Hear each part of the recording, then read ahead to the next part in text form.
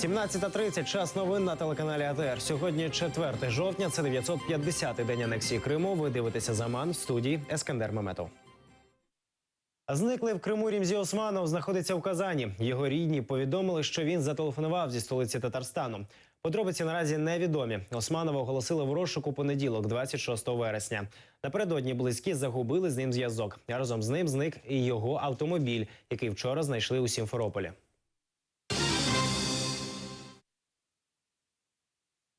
«21-ше судове засідання у справі заступника голови Меджлісу Ахтема Чийгоза відбулося в окупованому Криму. Допитали 3 так званих потерпілих представників народного ополчення. За словами адвоката Ніколая Полозова, всі вони свідчили про непричетність Ахтема Чийгоза до масових заворушень під стінами Верховної Ради Криму 26 лютого 2014 року. Все они прибыли по звонку, то есть, как пояснил потерпевший Дроздов, роты народного ополчения делились на взводы, соответственно, на отделения. Оповещали всех командиры отделений, командиры взвода. Всех потерпевших объединяет то, что Чийгоза они не видели, о его действиях ничего сообщить не могут. Один потерпевший пострадал от давки, второй пострадал от того, что в него попала бутылка, третий тоже пострадал от давки. За медицинской помощью никто из них не обращался. Установить причинно-следственную связь между полученным ими физическим вредом и событиями 26 февраля не представляется возможным. У Криму тривають суди над кримськими татарами. Зокрема, відбувся судовий розгляд у справі Санії Аметової про організацію санкціонованого мітингу 18 травня. А в Бахчисараї відбулися суди щодо членів Меджлісу. Ім'я Вамілєва, Ділівєр Акієв та Мустафа Маушев заявили про бажання, аби засідання відбувалося кримсько-татарською. Суддя був не готовий до цього. Засідання відклали на 2 тижні. Деталі ми дізнавалися в члена Меджлісу Мустафи Маушева, одного з учасників сьогоднішнього суду. Суд по ходатайству, чтобы ознакомиться с делом. Второе, чтобы на одном из государственных языков шло заседание на крымско-татарском. И адвоката, кто будет представлять мои интересы в суде, и его представил. Судья сказал, что да, сейчас мы не готовы, говорит, чтобы на одном из государственных языков вести это заседание. Поэтому отложим, дайте мы подготовимся и отложим на другой день. И назначили суд на 20 октября. 3 перенесли. 2, я не знаю на какой срок, но они тоже как бы ходатайствовали, что вели заседание на одном из государственных языков. Підконтрольний Росії суд Бахчисараю штрафував 3 членів Меджлісу – Шевкета Кайбулаєва, Садиха Табаха та Бекіра Мамутова. Всі вони мають намір оскаржити рішення окупаційного суду. Суд проходил около часа, чуть меньше. В большом зале сидели. Там было написано, что вот запрещенные там общественные организации, общественное объединение Меджлис. Я с самого начала выразил категорическое несогласие, что это нельзя так квалифицировать, что это мы 25 лет были признанным международным сообществом, выборным представительным органом. Ну, в общем, и поэтому у нас разные с вами подходы и видения, поэтому, да, вот у следствия, у Центра по борьбе с экстремизмом и прокуратуры вот такая точка зрения. Огласили решение, штраф административный 750 рублей. Я думаю, что мы будем обжаловать.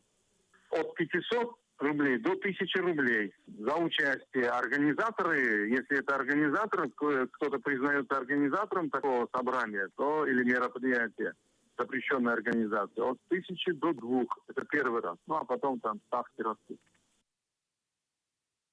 Верховний суд окупованого Криму не задовольнив апеляційну скаргу Вадима Сірука. Апеляцію подали через відмову видати йому копії філологічної та лінгвістичної експертизи. В лютому цього року кримське ФСБ заарештувало 4 мусульман – Енвера Бакірова, Вадима Сірука, Мусліма Алієва і Емір Усіна Куку. Їм закидають участь у організації Хізб ут-Тахрір, яку в Росії вважають терористичною. Сегодня было рассмотрение апелляционной жалобы Вадима Сирука на действия следователя ФСБ, который отказался выдавать копию постановления о назначении экспертизы. Киевский суд посчитал такие действия правомерными, и, собственно, Верховный суд Крыма также это постановление не отменил. Хотя это все в нарушении Конституции и действующего закона. Следователь обязан предоставлять такие документы. так как это дает нам право обжаловать и так далее, и так далее. То есть нас ограничили в праве на защиту. И дело пока вообще никак не развивается. Какую-то тишину мы наблюдаем в этом деле. Сейчас мы ждем апелляционную инстанцию, она будет проходить в Москве. И после того, утвердит ли этот приговор Москва, Верховный суд России, можно будет говорить уже о дальнейших перспективах. Я думаю, наши оппоненты тоже ждут этого решения и в дальнейшем будут двигаться в зависимости от того, признает ли Верховный суд, ставит ли в силе этот приговор. США завершили перемовини з Росією про припинення війни в Сирії. Вашингтон звинуватив Москву в недотриманні власних зобов'язань за угодою про перемир'я. У Білому домі заявили, терпець Америки урвався. Про це заявила речник Держдепартаменту Елізабет Трюдо. Наступним кроком Вашингтону стане розгляд можливості посилення санкцій проти Росії. 27 вересня війська сирійського президента Башара Асада порушили перемир'я і відновили атаки по Алепо. Це стало можливо після бомбардувань російською авіацією районів Алепо підконтрольних опозиції. Після бомбардувань Росія та сирійський режим обрали військовий шлях, який несумісний із перемир'ям. Вони інтенсифікували напади на цивільні об'єкти, знищують важливу інфраструктуру, зокрема шпиталі, заважають постачанню гуманітарної допомоги мирним жителям. Москва розчарована рішенням США припинити діалог про мирне врегулювання конфлікту в Сирії. Відповідна заява розміщена на сайті зовнішньополітичного відомства Росії. До того ж, в МЗС заявляють, що американська сторона нібито не дотримувалась домовленостей. Кремль вважає, що рішення США про припинення діалогу свідчить про небажання адміністрації Обами зупинити конфлікт в регіоні. Росія розгортає в Сирії зенітно-ракетну систему СА-23 «Гладіатор». Про це повідомляє телеканал Fox News з посиланням на американських чиновників. Наразі ракети та її компоненти не розпаковані і не готові до запуску. За інформацією каналу, установки з'явилися на минулих вихідних у російській базі в сирійському Тартусі.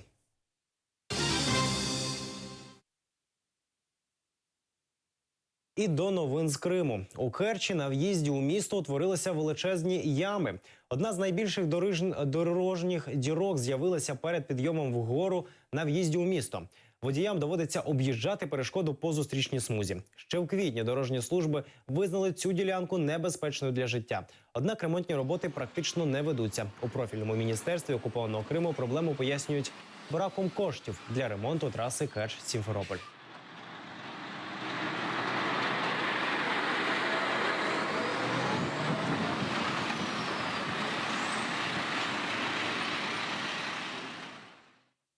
Стан деяких приміщень 7-ї міської лікарні Сімферополя шокують мешканців Криму. Один з пацієнтів інфекційного відділення розмістив в інтернеті відео, відзняте в його палаті. Кримчанин в саркастичній формі описує умови, в яких йому доводиться лікуватися. Здесь просторные комнаты, светлые стены, очень чувствительные розетки, когда в них что-то включено. Вот, слышно, как ток идет по розетке. Эта розетка у нас называется Вико. Хорошая, наверное, розетка. Вот. Неплохой свежий ремонт. Большие панорамные окна. Не дует. Все отлично. Вот. Также здесь есть в палате ванна, которой можно воспользоваться, если что. Шкафы какие-то, места тут дофига. Вот, вытяжки закрыли, чтобы не дуло, о нас позаботились. Телерадіокомпанія «Крим» мовитиме з Києва. Нацрада з питань телебачення і радіомовлення України переоформила одну з ліцензій Національної телекомпанії України. Це дозволить почати супутникове мовлення кримської філії.